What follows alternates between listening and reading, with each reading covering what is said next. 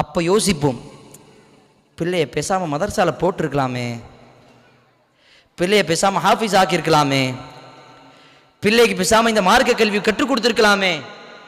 Allah Akbar.